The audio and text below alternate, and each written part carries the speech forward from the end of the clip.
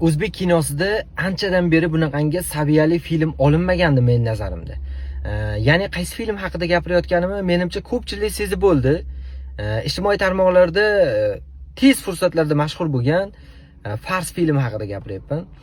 Mana shu filmni ommaga namoyish qilinishida asosiy sababchi bo'lgan rejissyor Sarvar Karimovga o'zim minnatdorchiligimni bildirmoqchiman. Nimaga? Mana shunaqangi saviyali filmni bizga yetkazib bergani uchun Sarvar Karimovga o'zimni minnatdorchiligimni bildirmoqchiman. Ya'ni bu filmda rejissyori.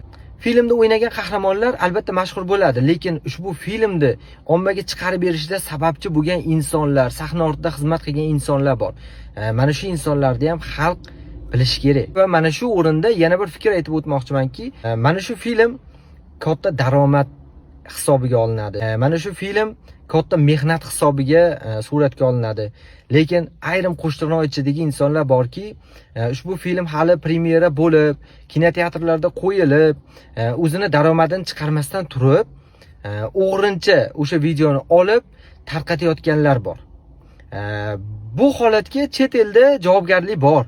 Men nazarimda bizda ham bor. Ya'ni mualliflik huquqi degan narsa bor.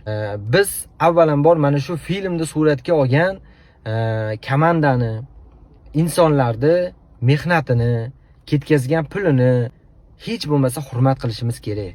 Jamiyatimizni fikrlashni o'zgartirishga harakat qilayotgan mana shunaqangi insonlarga biz kuch bermasak, biz motivatsiya bermasak, hech kim tashqaridan kelib kuch bermaydi.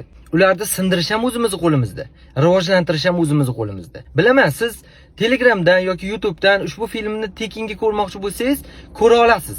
Keling, mana shu narsani sotib olib ko'ring pulingizga. 20 ming bo'lar, 30 ming bo'lar sotib olib ko'ring. U filmda ishlagan odam pulini chiqarsin va sizga bundan ham zo'r kino taqdim qilsin keyingisida. Hammasi o'zimizning qo'limizda-yu. Mana shunaqangi insonlarni rivojlantirish ham o'zimizning qo'limizda.